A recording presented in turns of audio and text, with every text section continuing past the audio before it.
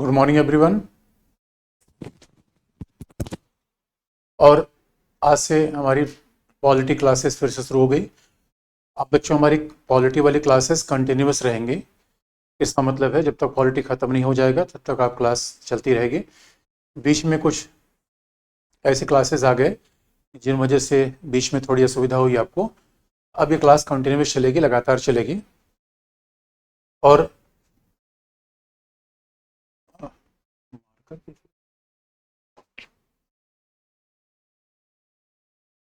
और अगर आपको याद होगा तो बच्चों हमने आर्टिकल 32 पे बात ख़त्म की थी। आर्टिकल 32 के साथ ही हम शुरू करेंगे कि आर्टिकल 32 में थोड़ी बातें बाकी थी। और आपको याद होगा कि आर्टिकल 32 में जो बेसिक बातें हैं वो इस तरीके से हैं कि रेमेडीज़ हैं, यानी संवैधानिक उपचारों का अधिकार है। लेकिन सवाल है कि 32 और आर्टिकल 32 हम देखें, इसमें फिर ये समझ नहीं पाता कि भाई उपचार का मतलब है कि सुप्रीम कोर्ट एक डॉक्टर है, और सुप्रीम कोर्ट अगर एक डॉक्टर है तो हमें दवाई लेनी पड़ेगी। तो आप जानते हो जैसे कि हम डॉक्टर के पास जाते हैं तो हम स्लिप कटवाते हैं, पैसा पेमेंट करते हैं, डॉक्टर के पास जाने का तो पूरा प्रोसीजर है। ठीक उसी प्रकार सुप्रीम कोर्ट में भी जाने का प्रोसीजर है जो आर्टिकल 32 में लिखा नहीं गया है। तो इसलिए बच्चों हम जरा देखें कि आर्टिकल 32 का ये प्रोसीजर है क्या, कहाँ लिखा गया है। तो जरा इसी बात को हम देखें कि जो हमने पढ़ा था आर्टिकल 32 में,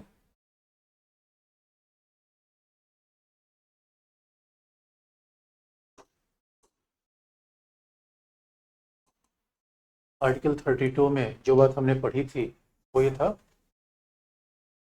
कि 5 प्रकार की रिट हमें दी जाएगी। देयर आर 5 रिट्स, तो that is available for everyone. तो 5 प्रकार की रिट दी जाएगी, 5 टाइप्स ऑफ रिट, 5 प्रकार की याचिकाएं दी जाएंगी। और वो याचिकाएं कौन होंगी? अगर आपको याद होगा, हैबियस कॉर्पस, बंदी प्रत्यक्षीकरण, हैबियस कॉर्पस और मैंडमस, इसका मतलब है कि परमादेश, अधिकार परीक्षा, को वारंटो, प्रतिषेध और उत्प्रेषण, प्रोहिबिशन एंड सर्श्योरारी। तो दीज आर 5 रिट्स। तो हैबियस कॉर्पस और परमादेश, अधिकार परीक्षा, प्रतिषेध, अब ये तो रिट हो गई, यही आर्टिकल 32 में लिखा हुआ है। और जरा देखो आप इसमें फिर आर्टिकल 32 में क्या है, the right to move in the supreme court. तो सुप्रीम कोर्ट में लिखा हुआ है थ्रू द एप्रोप्रिएट प्रोसीडिंग्स, लिखा ही नहीं गया है। आर्टिकल 32 में कहा गया है अप्रोप्रिएट, समुचित कार्यवाही, समुचित कार्यवाही रहेगी appropriate for the enforcement of right conferred in this part is guaranteed. तो ये इन्फोर्समेंट कैसे राइट का हो, ये बात जब लिखा होगा। और ये सारे 32 में ये रिट्स कॉर्पस, मैंडमस, प्रोहिबिशन, को वारंटो, सर्श्योरारी। और देखो इन्फोर्समेंट इसका मतलब होता है अधिकार मिल जाना, that is not sufficient, there must be some enforcement mechanism. अच्छा 22,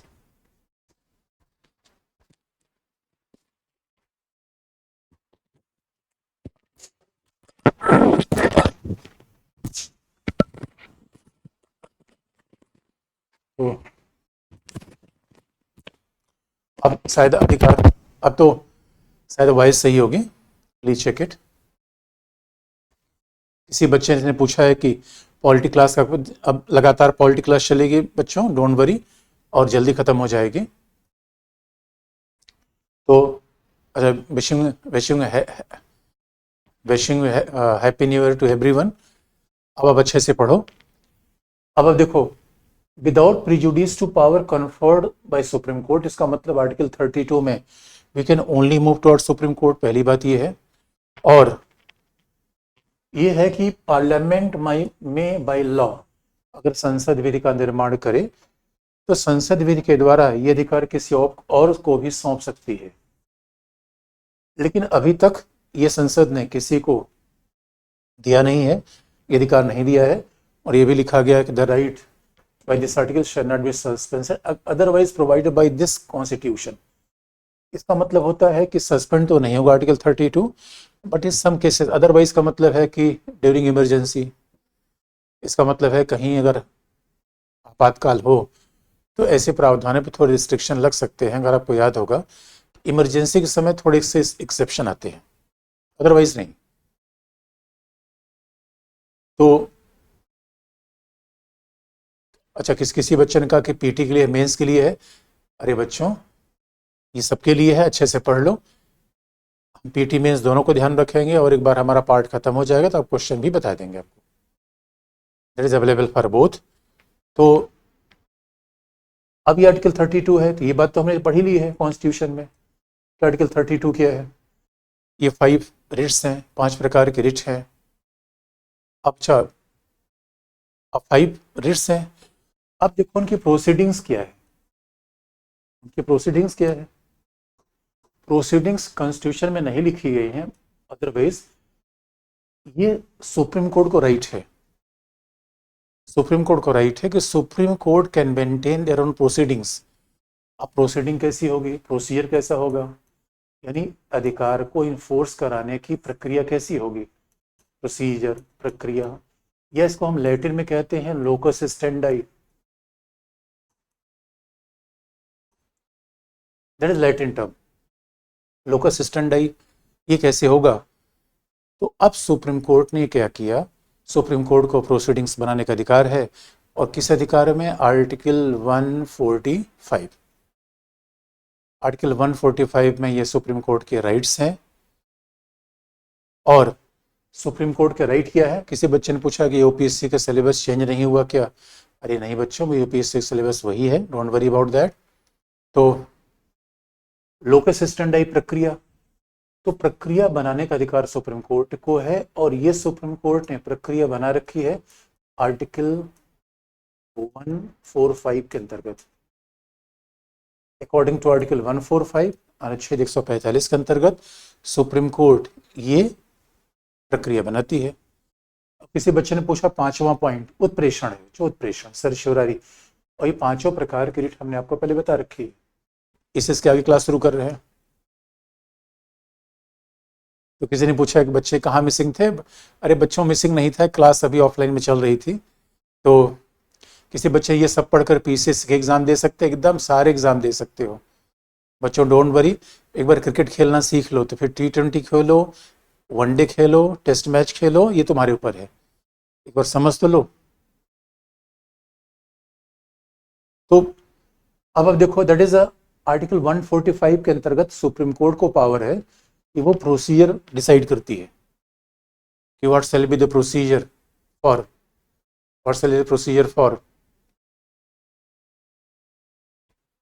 इन्फोर्समेंट ऑफ फंडामेंटल राइट। तो मूल अधिकारों के इन्फोर्समेंट के लिए क्या प्रोसीजर होगा? तो सुप्रीम कोर्ट ने जो ट्रेडिशनल परंपरागत प्रक्रिया अपना रखी थी, जो सुप्रीम कोर्ट ने ट्रेडिशनल प्रोसीजर बना रखा था, वो क्या था? वादी प्रतिवादी प्रक्रिया, एडवर्सेरियल सिस्टम ऑफ जस्टिस।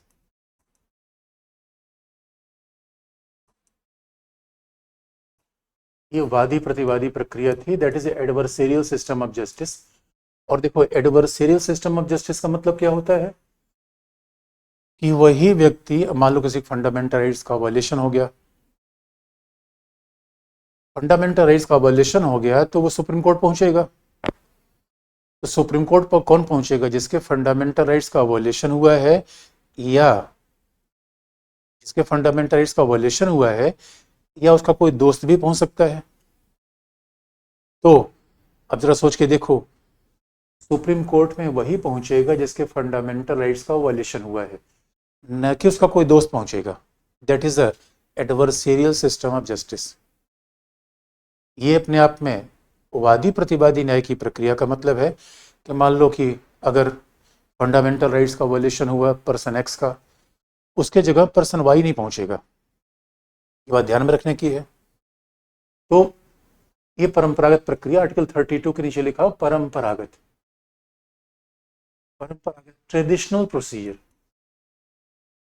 ये परंपरागत प्रोसीजर है, ट्रेडिशनल प्रोसीजर। इसका मतलब है कि जिस व्यक्ति के अधिकार का उल्लंघन होगा वह उच्चतम न्यायालय जाएगा, कोई तीसरा व्यक्ति नहीं जाएगा, उसका दोस्त नहीं जाएगा। अब आप कहोगे सर ये बताओ, तो बच्चों को कहाँ पता है कि उनके फंडामेंटल राइट क्या है? अब आर्टिकल 24 कहता है कि राइट अगेंस्ट एक्सप्लॉयटेशन। अब बच्चों का अधिकार कहाँ पता है? कोई बच्चा ईंट के भट्ठे पर काम कर रहा है, उसको कैसे पता चलेगा? भाई ये वादी प्रतिवादी प्रक्रिया, इसका मतलब है देखो बच्चों, डॉक्टर के पास, जिसके पास पैसा है उसके लिए डॉक्टर दूर थोड़े है, वो तो कभी डॉक्टर के पास पहुंच जाएगा। क्योंकि सवाल ये है कि वादी प्रतिवादी न्याय की प्रक्रिया में, इस एडवर्सेरियल सिस्टम ऑफ जस्टिस में जो प्रॉब्लम आ रही है कि आपको वकील करना पड़ेगा पहला। और आपको मैं बता दूं, अगर वकील कपिल सिब्बल जैसा करना चाहते हो तो पहले केस में आपको 30-40 लाख रुपए देना पड़ेगा। यानी हमारे यहाँ सुप्रीम कोर्ट के जो प्रोमिनेंट लॉयर हैं उनकी फीस ही शुरू होती है 30-40 लाख से। अब सवाल ये है कि 30-40 लाख रुपए को दे के फिर फीस देकर फिर उसके बाद तारीख पे तारीख, तारीख पे तारीख। तो आप कहोगे सर हम गए थे लेने फंडा, हो गए मेंटल। ये अपने आप में बड़ी प्रॉब्लम है। इसीलिए ये वादी प्रतिवादी प्रक्रिया को ऐसा लग रहा है, किसी बच्चे ने वादी प्रतिवादी प्रक्रिया को देखकर ऐसा लग रहा है कि ये तो अमीरों के फेवर कर रही है, ये पैसे वालों का फेवर कर रही है, यानी ये सभी के लिए अवेलेबल नहीं है। अब जरा देख लो इसकी खामी क्या है वादी प्रतिवादी प्रक्रिया की। इसमें न्याय की प्रक्रिया यानी procedure became more important than the justice itself. आए थे हरिभजन को ओटन लगे कपास। अरे मेरे दोस्तों, आए थे तो स्वाभाविक रूप में तैयारी करने और किताबी पढ़ने शुरू कर दिए। इसीलिए कहा जाता है कि सर आप ऑफलाइन, अच्छा, कई कई बच्चे एकदम एकदम मैं ठीक हूँ, बच्चों पढ़ लो, हमारी चिंता मत करो, एकदम मैं ठीक हूँ बस। सर मासी लेने गए थे फंडा हो गया। तो हम खुद, वादी प्रतिवादी शब्द का मतलब है, अरे बच्चे जिसके फंडामेंटल राइट का, वादी का मतलब देखो ए कौन है? कोई व्यक्ति होगा। अब मान लो कि तीस्ता सीतलवाड़ गुजरात की वादी हो गई। तीस्ता सीतलवाड़ को अगर राज्य ने, गुजरात राज्य ने बंद कर दिया तो बी कौन हो गया? राज्य। ये वादी प्रतिवादी, क्योंकि फंडामेंटल राइट राज्य के खिलाफ मिलता है। इसे तीस्ता नदी नहीं है, तीस्ता एक व्यक्ति का नाम है, तीस्ता सीतलवाड़। तो तीस्ता कौन है? एक पार्टी है। अपोजिट पार्टी कौन है? स्टेट। इसे कहते हैं वादी प्रतिवादी। इसका मतलब है कोई भी थर्ड पर्सन सुप्रीम कोर्ट नहीं जा सकता, कोई भी थर्ड पर्सन सुप्रीम कोर्ट नहीं जा सकता। अब सवाल है कोई थर्ड पर्सन सुप्रीम कोर्ट नहीं जा सकता तो फंडामेंटल राइट तो मिल गया, लेकिन प्रॉब्लम कहां पर आई? इसमें प्रॉब्लम्स कहां पर आई, समस्या कहां पर आई इस फंडामेंटल राइट के इन्फोर्समेंट में, लागू करने में? कहां पे समस्या आई? और समस्या नंबर एक आई कि ये बहुत महंगा है। यानी 40 लाख रुपए देने से तो अच्छा है कि डॉक्टर इतना ज़्यादा महंगा हो, तो अच्छा है कि अपने से ही कोई एनासिन लेके खा लो। पता चला कि डॉक्टर के पास जाने के चक्कर में आपका ही बेड़ा गर्क हो गया।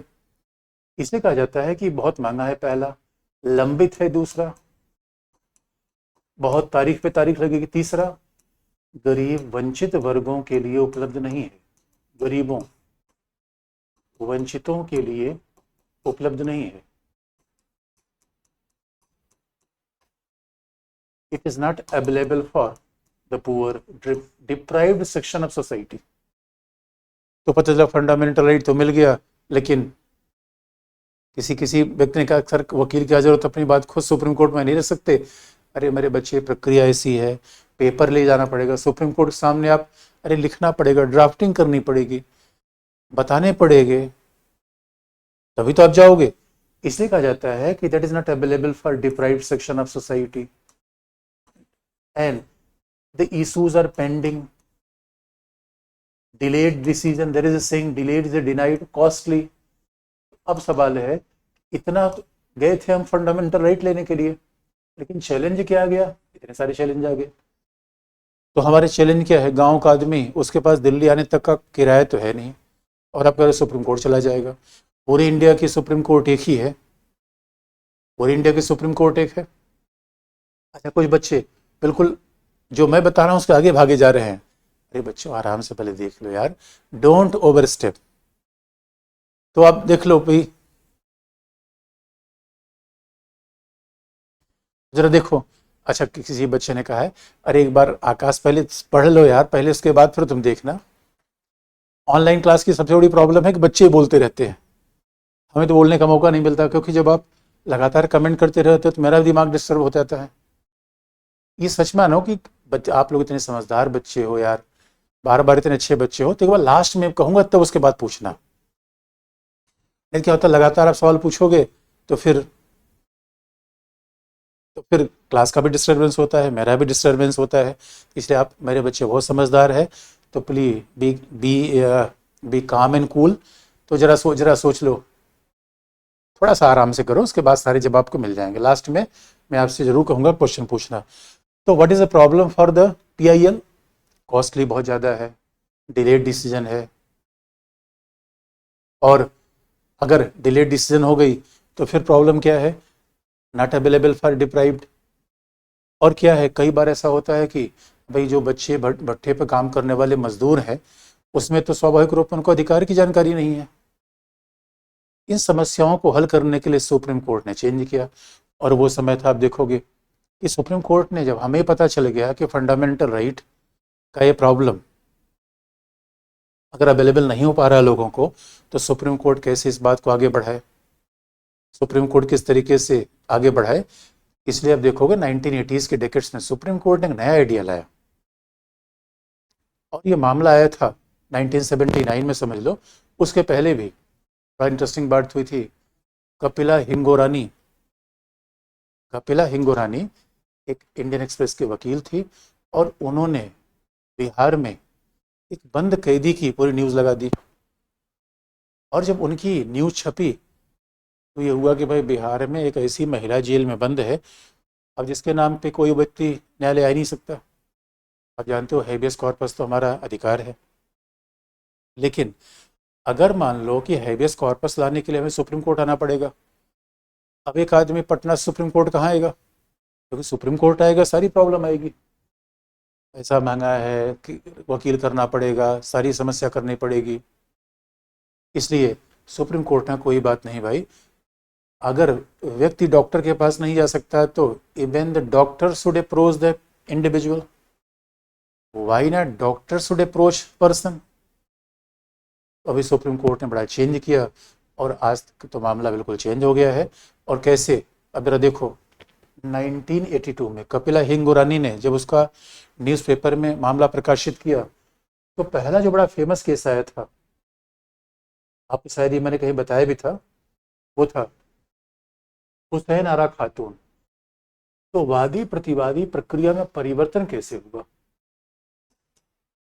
How the procedure undergone the change.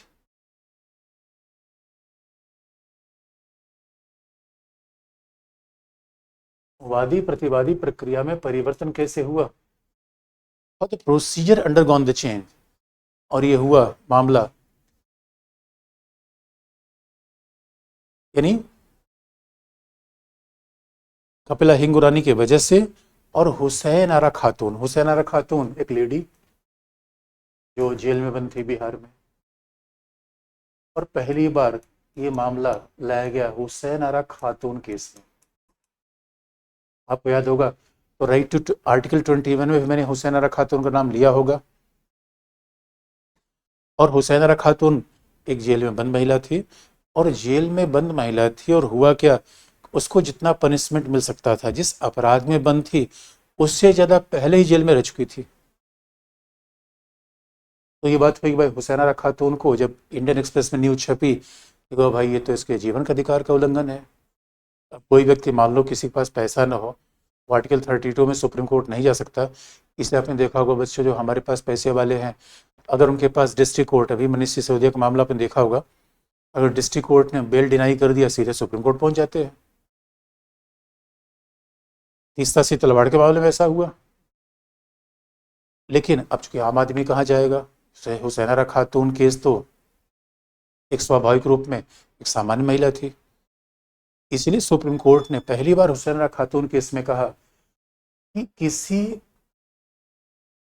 गरीब व्यक्ति के अधिकारों की रक्षा के लिए कोई तीसरा व्यक्ति भी आ सकता है। ये लैंडमार्क था। तीसरा का मतलब है, अब आप देखो, एक होता है वादी, पर्सन एक्स, एक होता है प्रतिवादी। वादी मतलब होता है लिटिगेंट, एक होता है वादी।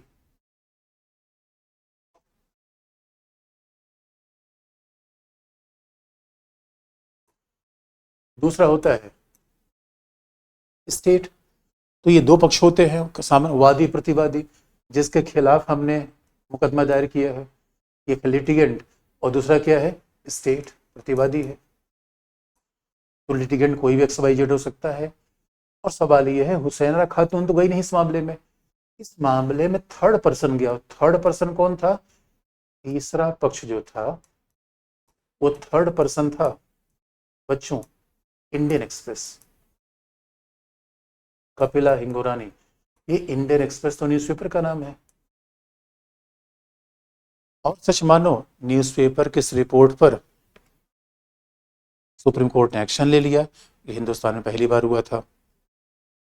ये हिंदुस्तान में पहली बार हुआ था कि सुप्रीम कोर्ट के किसी मामले पर, सुप्रीम कोर्ट ने किसी मामले पर संज्ञान लिया और उसने कहा कि भाई अगर तीसरा पक्ष भी आ सकता है, a third person can also approach the supreme court. एक तीसरा व्यक्ति आ सकता है, कैसे, अब तीसरा व्यक्ति कब आएगा, तो उसकी शर्त रखी गई, तीसरा व्यक्ति आ सकता है, इसका मतलब है सुप्रीम कोर्ट ने प्रक्रिया को चेंज कर दिया। Now locus स्टैंडाई undergone the change. अब लोकस स्टैंडाई को चेंज कर दिया गया। और ये लोकस स्टैंडाई चेंज कैसे हुआ, अब सुप्रीम कोर्ट ने हुसैन आरा खातून के बाद प्रक्रिया में परिवर्तन कर दिया। देयर इज चेंज इन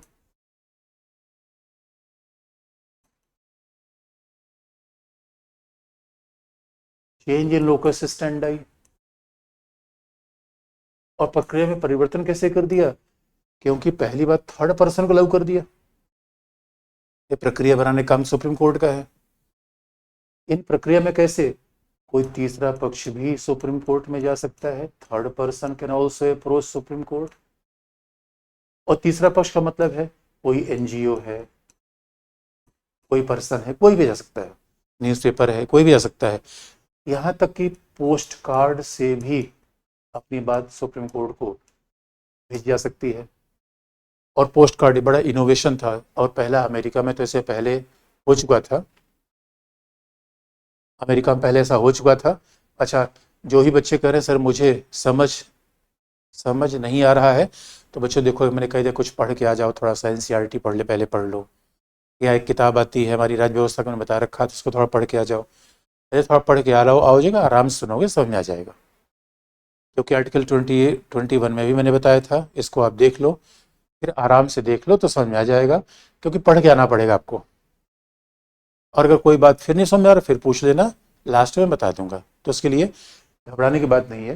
यानी मामला केवल एक है भाई, सुप्रीम कोर्ट में पहले क्या कहा सुप्रीम कोर्ट, कि फंडामेंटल राइट के लिए कोई आदमी जा सकता है। अब सुप्रीम कोर्ट ने कहा भाई फंडामेंटल राइट के लिए एक्स वाई जेड कोई भी चला जाए। अब किसी ने पूछा कि एनसीईआरटी कौन सा पढ़ना है, अरे मेरे बच्चों, एनसीईआरटी क्लास 6 से पढ़ो, कोशिश करो बेसिक से पढ़ो, कोशिश कोशिश अगर करो। और हमने कहा कि अगर किसी बच्चे ने हमारी किताब ली हो तो उससे मांग के पढ़ लेना, तुम किताब मत खरीदना। तो कुछ पढ़ के आओ यार। देखो देखो दोस्तों, बिना नहीं पढ़ा कहोगे तो कैसे बात होगी। अब पोस्ट कार्ड द्वारा भी, और दूसरा न्यूज़पेपर की रिपोर्ट, यानी अब तो समाचार पत्र की रिपोर्ट पर भी, even on the basis of newspaper report, समाचार पत्र की रिपोर्ट के आधार पे भी हम सुप्रीम कोर्ट जा सकते हैं। और बड़ी इंटरेस्टिंग बात है, सुप्रीम कोर्ट ने क्या किया, सुप्रीम कोर्ट ने कहा भाई अब हम जाएंगे प्यासे तक, अब कुआं प्यासे तक जाएगा। तो अरे किसी, देखो मैंने राज्य व्यवस्था की किताब मेरे नाम से ढूंढोगे आपको नेट पे मिल जाएगी, एक बार देख लेना। इंग्लिश का तो मैं सारा, मैंने आपको यहाँ नोट्स मिल गया होगा, जो नहीं मिला होगा उसको भी आप बताना, मैं दिलवा दूंगा।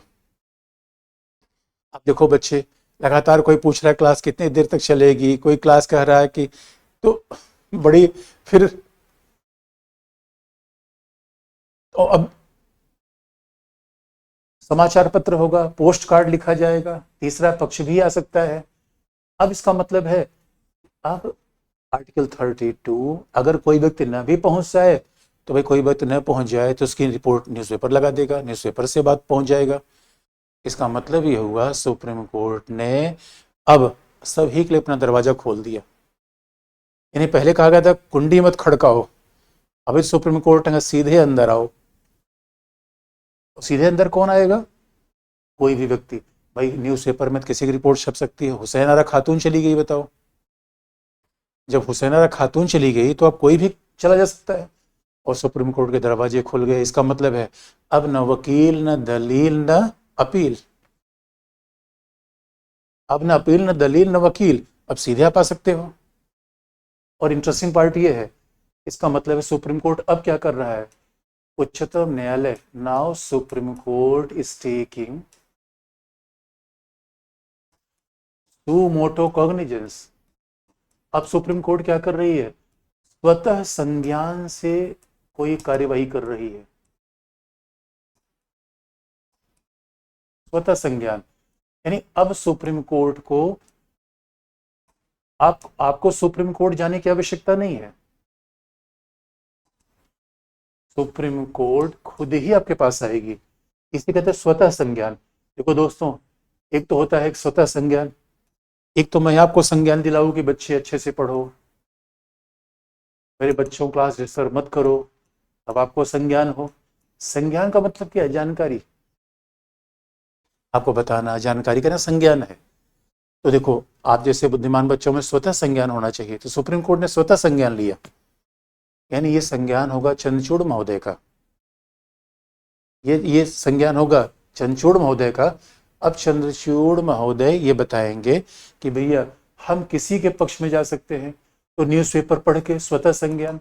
यानी अब तो उच्चतम न्यायालय में किसी को जाने की भी आवश्यकता नहीं है, तीसरा पक्ष भी ना जाए, स्वयं सुप्रीम कोर्ट बात को उठा लेगा, स्वयं सुप्रीम कोर्ट बात को उठा लेगा। तो विनीत ने कहा भैया कि मैंने आपकी बुक पढ़ी, सब कुछ सिंपल है, तो एक बार देख लेना विनीत, आपको स्टोरी ऐसी सारी बात समझ में आ जाएगी, तो प्रॉब्लम नहीं आएगी। सुमोटिव एक्शन, सुप्रीम कोर्ट स्वतः संज्ञान ले सकता है, पहला। और सुप्रीम कोर्ट क्या करेगा, पोस्ट कार्ड, समाचार पत्र, किसी भी तरीके से आप आओ। और आप याद रखो, ये बात शुरू किया थी हुसैन आरा खातून केस में, और ये ईयर था 1979। बच्चों 1979 में न तो एफएम था, न इतने ज़्यादा टेलीविज़न चैनल थे, इसलिए एक बड़ी इंटरेस्टिंग बात है, उस समय उच्चतम न्यायालय के न्यायाधीश, उच्चतम न्यायालय के न्यायाधीश भी एक ही संचार का साधन था, ऑल इंडिया रेडियो। तो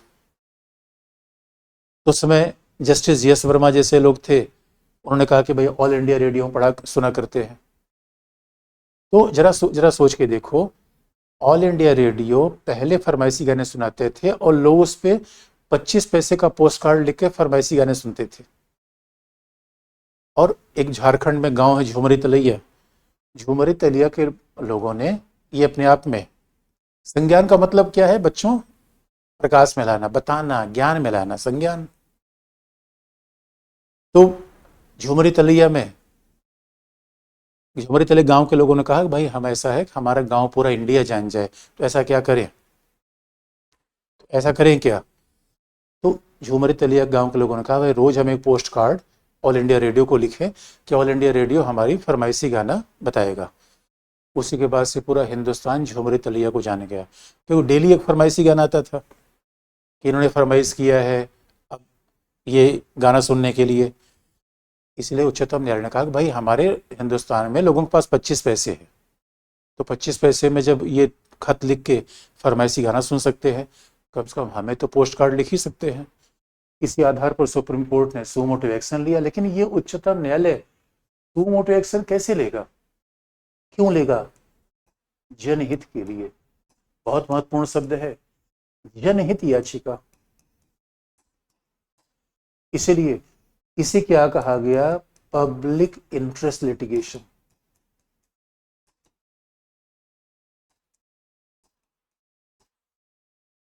बड़े ध्यान से सुनने की बात है। देखो दोस्तों, लिटिगेशन, लिटिगेशन हमेशा दो पक्ष में होता है, ए बी में।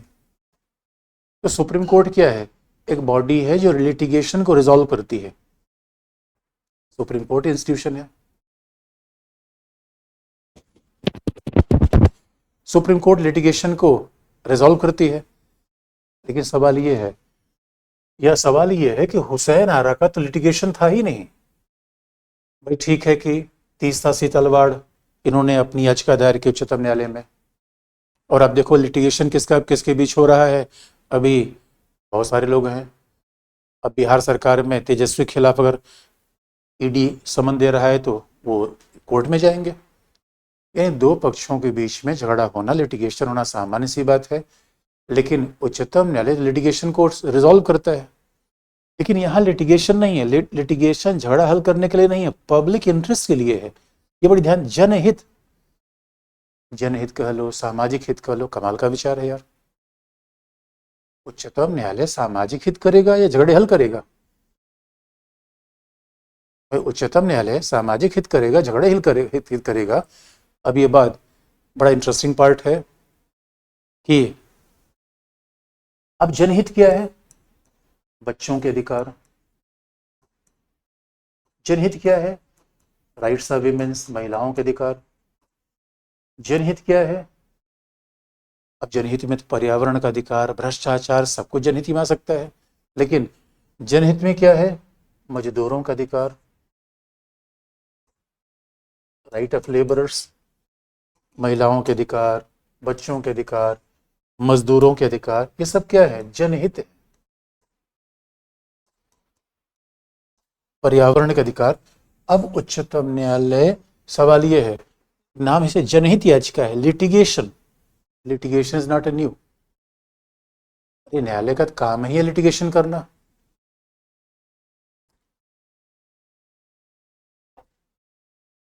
अभी नया क्या आ गया? नया आ गया पब्लिक इंटरेस्ट लिटिगेशन, जनहित याचिका। पब्लिक इंटरेस्ट लिटिगेशन, इसका मतलब है अब उच्चतम न्यायालय गरीबों का ध्यान देगा, वंचितों का ध्यान देगा। इसलिए इसे जनहित याचिका कहा गया। और ये जनहित हुआ कैसे? लोकस स्टैंडाई को चेंज करने पर। और जनहित हुआ कैसे? अब कोई भी तीसरा पक्ष उच्चतम न्यायालय में जा सकता है। ऐसा नहीं जिसके अधिकार का उल्लंघन हुआ है यही केवल जनहित है। लेकिन अब जनहित में दोस्तों बड़ी इंटरेस्टिंग बात यह है कि क्या जनहित है क्या जनहित नहीं। कुछ दिनों पहले जूही चावला, इसलिए अब उच्चतम न्यायालय ने एक नया आइडिया दिया, जनहित याचिका। आप कहोगे बच्चों पब्लिक इंटरेस्ट लिटिगेशन ये संविधान में लिखा गया है? Answer no. जनहित याचिका का विचार संविधान में नहीं दिया गया है। लेकिन ये कहां से निकल रहा है? आर्टिकल 32 से। यानी idea of public interest litigation is not mention in the constitution, it is deriving from article 32। Public interest litigation 32 से आ रहा है। और सवाल ये है, अब उच्चतम न्यायालय पब्लिक इंटरेस्ट करेगा तो अब देखो विवाद कहाँ होता है। आप कहोगे सर क्या जनहित है क्या जनहित नहीं है? और भ्रष्टाचार का मामला, करप्शन, पब्लिक इंटरेस्ट है। पब्लिक इंटरेस्ट, सोशल इंटरेस्ट, ऐसे आप कह सकते हो। और दूसरी बात है, अब किसी बच्चे ने पूछा समलैंगिक भी आते हैं। अब ये भी PIL ही सोच लो भाई, समलैंगिक भी एक समुदाय है, अल्पसंख्यक समुदाय है, ये भी PIL है, अल्पसंख्यक, ये भी जनहित है। लेकिन अभी जूही चावला क्या हुआ, हमारे यहाँ तो कई बार होता है कि लोग सुप्रीम कोर्ट में इसलिए आते हैं कि उनको दुनिया जान ले और लाइमलाइट में आ जाए।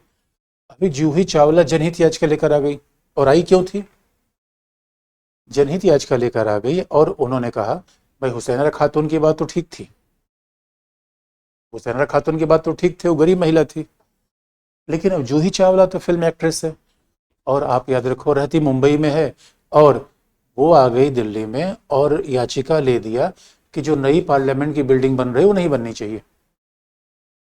सुप्रीम कोर्ट ने इस पर बड़ी डांट लगाई। सुप्रीम कोर्ट ने कहा मैडम आपका इंटरेस्ट यहाँ कैसे है और जनहित कैसे है, अरे पार्लियामेंट बन रही है तो नेशनल प्रोजेक्ट है, इसको जनहित के आधार पर आप क्यों रोक रहे हो। इसलिए कई बार ये बड़ी विवाद का सवाल है कि जनहित क्या है और क्या नहीं है। लेकिन ये जनहित याचिका आई कैसे, अब जरा देखो। अब इसी बात को हम देखें, ये जनहित याचिका कैसे आई। पब्लिक इंटरेस्ट लिटिगेशन कहो, PIL, सोशल इंटरेस्ट लिटिगेशन।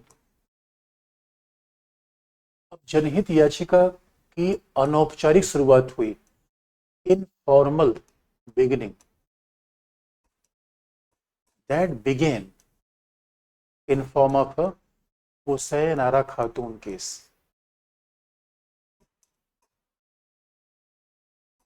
ये हुसैन आरा खातून केस में शुरू हुई 1979। That was the informal beginning of PIL। लेकिन इसको औपचारिक मान्यता कब मिली,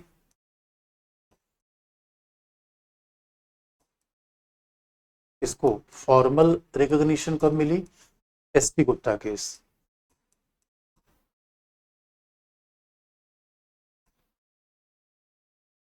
नाइनटीन 82 SP गुप्ता केस, ये मेनली जजेस के ट्रांसफर का मामला था। SP गुप्ता केस मेनली जजेस के ट्रांसफर का मामला था, तो औपचारिक रूप में जनहित याचिका को रिकॉग्निशन दिया गया SP गुप्ता केस में। अनौपचारिक रूप में पहली शुरुआत कहाँ है से, हुसैना खातून केस से। और आप देखो, आप जरा सोच के देखो, अगर ये औपचारिक मान्यता जनहित याचिका मिल गई तो जनहित याचिका का विस्तार कैसे हुआ। धीरे धीरे 1982 में SP गुप्ता केस 1982 में था, ठीक उसी साल जिस साल अमिताभ बच्चन को एक फिल्म बनाते समय चोट भी लगी थी। 82 अपने आप में बड़ी इंटरेस्टिंग बात है। 83 में भारत में पहली बार रंगीन टेलीविजन आया था, तो 82 में SP गुप्ता केस आया। और आप देखोगे SP यानी जनहित याचिका के विस्तार कैसे हुए, हाउ PIL वाज एक्सपेंडेड। तो PIL में पहला किसका अधिकार आया कि मजदूरों का, बच्चों का, मजदूरों, महिलाओं, बच्चों, यानी first it was came for addressing the issue of marginalized sections of society।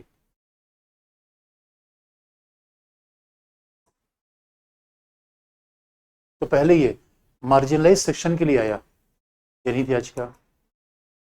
इसलिए अब जनहित याचिका को जस्टिस यस वर्मा ने कहा कि ये तो speedy and free of cost justice है। किसी बच्चे ने कहा कि जूही चावला 5G नेटवर्क के लिए गई थी, अरे मेरे बच्चे पार्लियामेंट के खिलाफ हो गई थी, 5G नेटवर्क के लिए तो गई ही थी। तो अब जरा देखो, और उसके बाद क्या हुआ, धीरे धीरे जनहित याचिका में भ्रष्टाचार के मामले आ गए, सारे करप्शन के मामले जनहित याचिका में आ गए, फिर तो एडमिनिस्ट्रेटिव रिफॉर्म के मामले आ गए, प्रशासनिक सुधार के मामले भी आ गए। तो जनहित याचिका का दायरा बड़ा बढ़ने लगा।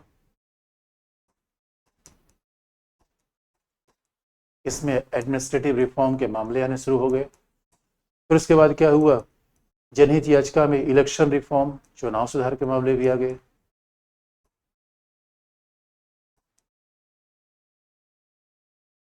इलेक्टोरल रिफॉर्म्स की बात भी आ गई। उसके बाद तो आप देखोगे इसमें इन्वायरमेंट या इन्वायरमेंटल प्रोटेक्शन, इन्वायरमेंटल प्रोटेक्शन, ये भी बात आ गई। पर्यावरणीय संरक्षण, यही जरा सोचो, जनहित याचिका का पहला प्रयोग, जैसा कि एशियाड वर्कर्स केस, आपको जरा देखो, एशियाड वर्कर केस में ये स्वाभाविक रूप में जनहित याचिका का मामला गरीबों का था, मजदूरों का था, लेकिन धीरे धीरे करप्शन का हो गया, या एडमिनिस्ट्रेटिव रिफॉर्म का हो गया, इलेक्टोरल रिफॉर्म्स का हो गया। तो यहाँ तक तो ठीक था, ये मामला एशियाड वर्कर्स केस में था, ये भी पीआईएल थी। एशियाड वर्कर्स केस, जब दिल्ली में एशियाड खेल हुआ था, उस समय जो बच्चों को लगाया गया काम पर, तो लोगों ने कहा भाई इनको मजदूरी नहीं दी जा रही है, ये इनके अधिकारों का हनन है। उसके बाद भ्रष्टाचार का मामला आ गया, प्रशासन सुधार का मामला आ गया, करप्शन का मामला, विनीत नारायण केस, विनीत नारायण केस। और आप जानते हो हवाला का मामला इसमें बड़ा फेमस था, करप्शन के मामला, चुनाव सुधार में लिली थॉमस केस। अब किसी बच्चों के बाद लिखा गया मार्जिनलाइज सेक्शन ऑफ सोसाइटी, और एनवायरमेंट में एमसी मेहता। इसका मतलब है, अब जरा देखो, जनहित याचिका का विस्तार इतना ज्यादा हो गया, जनहित याचिका का विस्तार इतना ज्यादा हो गया, अब सवाल ये हो गया कि सुप्रीम कोर्ट ही ऐसा लगा, लोगों ने कहा भैया ये जनहित याचिका चला रहे हो, या अच्छा किसी बच्चे ने पूछा जनहित याचिका का मतलब क्या होता है, जनहित का, अरे बच्चे समाज का हित, सामाजिक न्याय, समानता, यही तो जनहित है। जनहित का मतलब है जो व्यक्ति का हित ना हो। आप याद रखो, जनहित का मतलब है ये व्यक्ति का हित नहीं है। जनहित का मतलब है किसी व्यक्ति का हित नहीं है, समुदाय का हित है, समाज का हित है, तब तो जनहित है। इसे भ्रष्टाचार, पर्यावरण एक व्यक्ति का हित थोड़े है। इसीलिए जनहित याचिका को लेकर कोई एक व्यक्ति जा सकता है, लेकिन समुदाय की भलाई का मामला होना चाहिए, उसमें समुदाय की भलाई होना चाहिए। ये जनहित याचिका कोई व्यक्ति भी लेके जा सकता है, लेकिन व्यक्ति अपने भलाई के लिए कोई मामला नहीं ले जाएगा कि जनहित याचिका में क्यों लेके जा रहा हूं कि भाई मैं एग्जाम में मेरे अच्छे नंबर नहीं आए तो मैं जनहित याचिका लेके जा रहा हूं। ना बच्चों, एग्जाम में अच्छे नंबर नहीं आए तो जनहित याचिका नहीं है, ये किसी बच्चे की समस्या है। अब कोई ओलंपिक में खेल में चला जाए और कह दे कि नहीं भाई मैं तो गोल्ड मेडल नहीं ला पाया, जनहित याचिका ला दे, व्यक्ति का मामला है ये। और जनहित याचिका लेकर कब आप जाएंगे, जब शिक्षा का मामला है, कोई गरीब व्यक्ति है, कोई शिक्षा का है, किसी को गेहूं नहीं मिल रहा है, और किसी बच्चे ने ट्रक ड्राइवर्स भी, हाँ देखो, जहां बच्चे रोजगार की बात हो जाए, आवास की बात हो जाए, यही तो जनहित है, जनता का हित, आम लोगों का हित, गरीब भाइयों का हित, यही जनहित है। और कई बार अब देखो पर्यावरण का हित आएगा, लेकिन जैसे जैसे उच्चतम न्यायालय का जनहित याचिका का विस्तार हुआ, तो सवाल है कि who is responsible for the public interest. अब सरकार क्या करने लगी, जनहित याचिका कैसे विवाद का विषय बन गई, ये बड़ा इंटरेस्टिंग पार्ट है। जनहित याचिका, किसी किसी बच्चे ने पूछा है कि जनहित याचिका सर सिर्फ ग्रुप में ही केस हो, देखो बच्चों, जनहित याचिका समूह के द्वारा भी ला, समूह का मतलब बच्चे मजदूर ला सकते हैं, एनजीओ के द्वारा ला सकता है, एक व्यक्ति के द्वारा भी लाया जा सकता है, लेकिन हित होना चाहिए समुदाय का, बस हित समुदाय का होना, व्यक्ति हित व्यक्ति विशेष का नहीं होना चाहिए, हित जूही चावला का नहीं होना चाहिए, हित मजदूरों का होना चाहिए, गरीबों का होना चाहिए, तब बात रहेगी। अब जरा देखो, अब जनहित याचिका से चैलेंज कहां पर आया, अगर जनहित याचिका आ गई तो फायदे कहां हुए, जनहित याचिका के लाभ क्या हुए, पीआईएल के एडवांटेज क्या है। तो पहला, आम जनता के अधिकार की रक्षा हुई, आम जनता को उच्चतम न्यायालय पहुंचने का अधिकार मिल गया। Now the door of supreme court were open for the everyone including marginalised section of society. किसी बच्चे ने पूछा है सरकार टिकट सर बढ़ा देती, किरायत क्या है, जनहित नहीं हुआ, हाँ बच्चों जनहित हुआ, इसमें भी आप कई बार उच्चतम न्यायालय जा सकते हैं। आम जनता को उच्चतम न्यायालय में प्रवेश का अधिकार मिल गया, इसका पहला फायदा हुआ।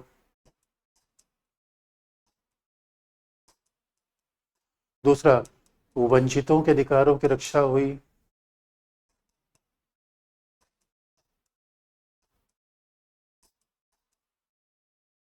वंचितों के अधिकारों की रक्षा हुई, protection of marginalise section of society, मूल अधिकारों का विस्तार हो गया, जीवन के अधिकार का विस्तार हुआ।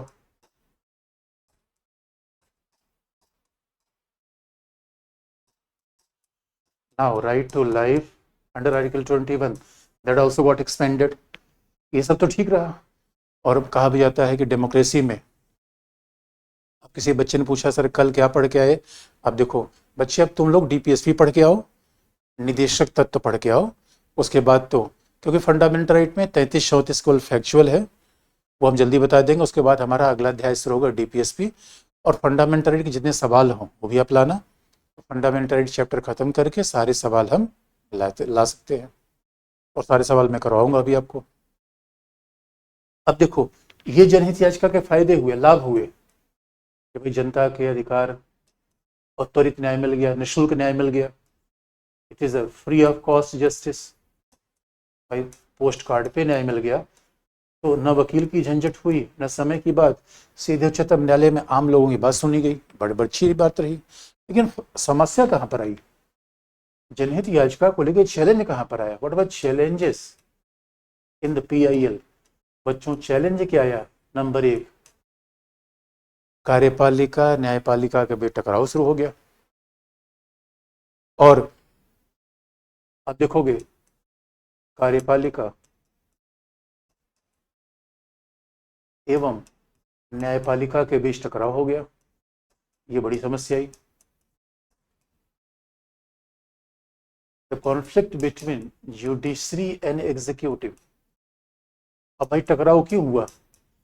क्योंकि जनहित याचिका के कारण। आप पूछोगे टकराव क्यों हुआ, तो जनहित याचिका के कारण अब न्यायपालिका ने सरकार को कहना शुरू कर दिया।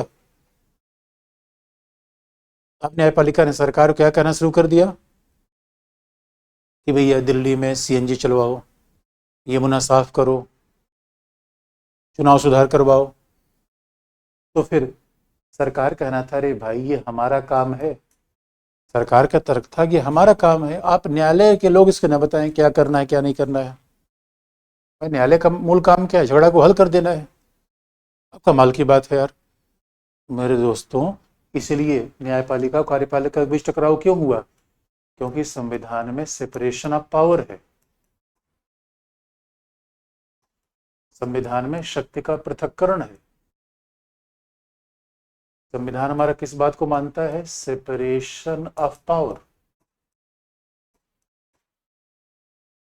तो सेपरेशन ऑफ पावर में क्या है? देखो दोस्तों, संसद काम क्या है? तो विधि का निर्माण।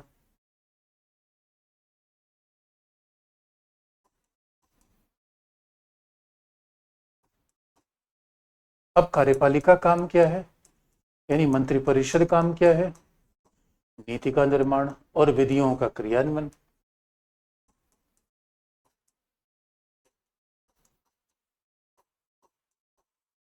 और न्यायपालिका काम क्या है? विवाद का समाधान।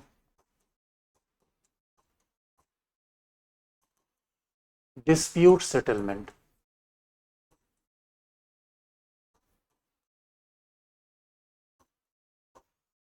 अब देखो बच्चों, समस्या कहां पर आई?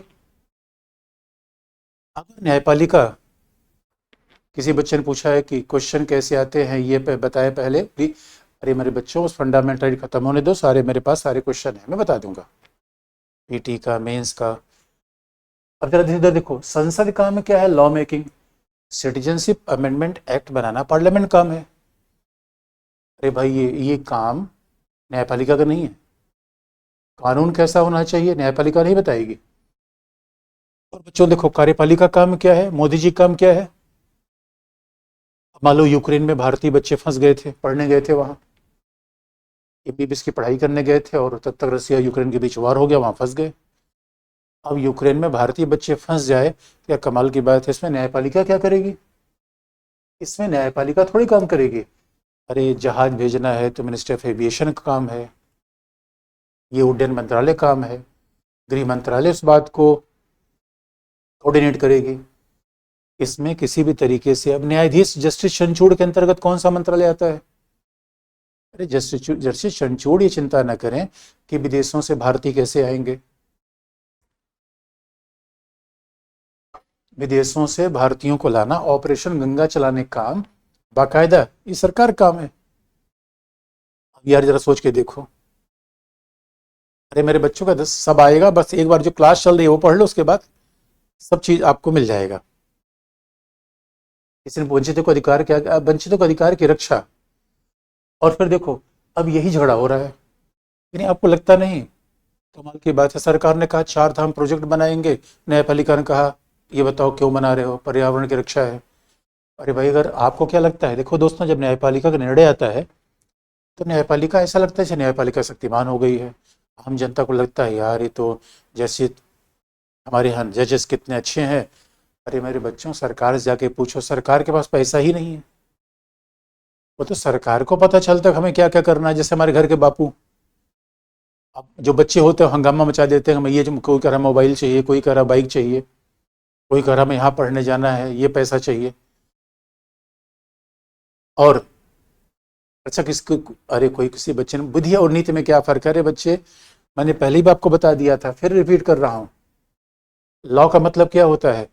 लॉ और पॉलिसी में फर्क ये है कि लॉ का उल्लंघन करोगे दंड मिलेगा, पॉलिसी के उल्लंघन पे दंड की बात नहीं होती। पहला, पॉलिसी सरकार के साथ बदल जाती है और लॉ सरकार के साथ नहीं बदलती। लॉ क्या होती है? लोगों के जीवन को नियंत्रित करती है। पॉलिसी क्या होती है? वो कल्याणकारी भी हो सकती है, कई बार नियंत्रणकारी भी हो सकती है। यानी अगर सरकार ने ये दे दी, देखो जो ट्रक वाले हड़ताल कर रहे हैं इसीलिए तो कि लॉ बदला जा रहा है, पॉलिसी थोड़ी है। लूकिस्ट पॉलिसी है, स्टार्टअप पॉलिसी है। अब सरकार के स्टार्ट करो, आप करो सर मैं स्टार्ट करने का मन नहीं कर रहा है तो मत करो। इसे पॉलिसी के उल्लंघन पर दंड नहीं होता, लॉ के उल्लंघन पर दंड होता है। बहुत लॉ के उल्लंघन पर दंड होता है। इसलिए मेरे बच्चों आराम से देख लो, ये बात मैं पहले बताया था, आप फिर इस बात को देख लो तो आप देखोगे सवाल यही है भाई। जब शक्ति पृथक्करण का सवाल ये नहीं है न्यायपालिका कर रही है, हम जनता के हित देखेंगे। अब हमारे सांसद कह रहे हैं अरे मेरे बच्चों लोकतंत्र में चुनाव जीतना कितना महत्वपूर्ण होता है। भाई अब देखो 3 राज्यों के चुनाव हुए हैं, उसे वह सारे नेताओं ने पसीने बहा दिए। इसलिए जनहित समझना, कोर्ट रूम में बैठकर ये सोच लेना कि जनता का हित क्या है, इसी बात पे तो समस्या आ रही है। न्यायपालिका कह रही है जनहित हम समझेंगे, कार्यपालिका कह रही है जनहित के नाम पे अपनी शक्तियां बढ़ा क्यों रहे हो, जनहित के नाम पे अपनी शक्तियां बढ़ाए जा रहे हो। यानी कहीं पे निगाहें कहीं पे निशाना। तो कमाल की बात है यार, हम तो जनहित जनहित किए जा रहे हैं और पता चला जनहित के नाम पे यहाँ लोग अपनी शक्तियां बढ़ा रहे हैं। इसी बात को लेकर झगड़ा हो रहा है। और दोस्तों सबसे मजेदार बात यह है कि हमारे लिए झगड़ा हो रहा है ये हमें को नहीं पता है। हमारे लिए झगड़ा हो रहा है ये हमें को नहीं पता है। कमाल की बात है। इसीलिए होश वालों को खबर क्या, पॉलिटी भी कोई चीज है। अरे मेरे बच्चों हमारे लिए झगड़ा हो रहा है हमें नहीं पता है, इसका मतलब है यही झगड़ा होता है। लेकिन आपको इस तरह झगड़े का समाधान फिर क्या है, और झगड़ा न्यायपालिका में आगे भी बताएंगे। इस झगड़े का समाधान ये है कि देखो इसीलिए कहा जाता है कि निष्कर्ष कहाँ पे आएगा, झगड़े का समाधान ये है कि जनहित याचिका तो खराब नहीं है, क्योंकि आप ये नहीं कह सकते जनहित याचिका बेकार है, जनहित याचिका खराब है। आप ये कह सकते हो जनहित याचिका का प्रयोग मूल अधिकारों की रक्षा में होना चाहिए, वंचितों के अधिकारों की रक्षा में होना चाहिए। लेकिन प्रशासनिक सुधार, पर्यावरण, ये सब मामले दोस्तों सरकार के ऊपर छोड़ देने चाहिए। क्योंकि अभी देखो दिल्ली में क्या कर दिया सरकार ने, क्या कह दिया कि प्रदूषण के कारण ये इंडस्ट्री नहीं चलेगी, इसका हम रजिस्ट्रेशन रोक देंगे। इससे लोगों की आजीविका भी तो प्रभावित होती है, इससे लोगों की आजीविका भी प्रभावित होती है। इसलिए निष्कर्ष ये है कि उच्चतम न्यायालय को जनहित याचिका का प्रयोग करना चाहिए, लेकिन even supreme court is allowed to use the PIL, but it should be limited only in field of protection of right belonging to marginalized sections of society। ये केवल समाज के वंचित वर्गों की भलाई के लिए होनी चाहिए, समाज के वंचित वर्ग की भलाई के लिए होनी चाहिए, न कि टकराव के लिए। इसलिए हम निष्कर्ष यही लिखेंगे कि उच्चतम न्यायालय ने अच्छा काम किया है, फिर भी समन्वय सामंजस्य, सबका साथ सबका विकास, समन्वय सामंजस्य पर स्वाभाविक रूप में हमें बात खत्म करनी चाहिए। तो ये जनहित याचिका का विचार है दोस्तों।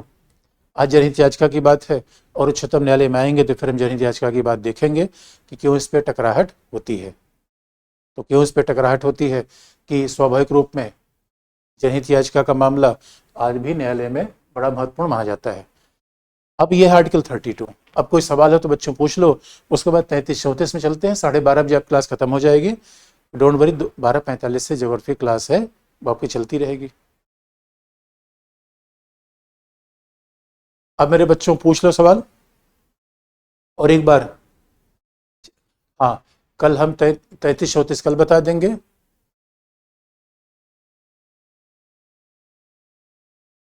तीसरे बच्चे तीस्ता या राज्य में समझ में नहीं। अरे मेरे दोस्तों, तीस्ता व्यक्ति का नाम है और राज्य का मतलब है कि उनके खिलाफ जो गई तीस्ता। नहीं, विवाद में दो ही पक्ष तो होते हैं, आप होगा आपका पार्टनर होगा, आपका होगा आप होगा आपका पड़ोसी होगा। और पॉलिसी का मतलब सीधा है यार कि सरकार को चलाने के लिए जो नीतियां बनती है उसी को हम पॉलिसी कहते हैं।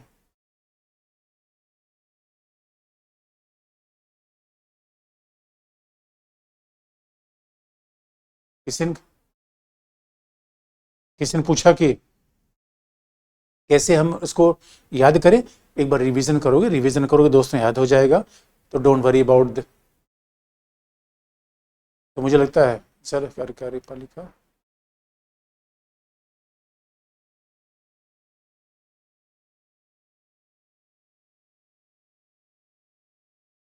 अभी तक वालों के नियम पर विचार होगा। तो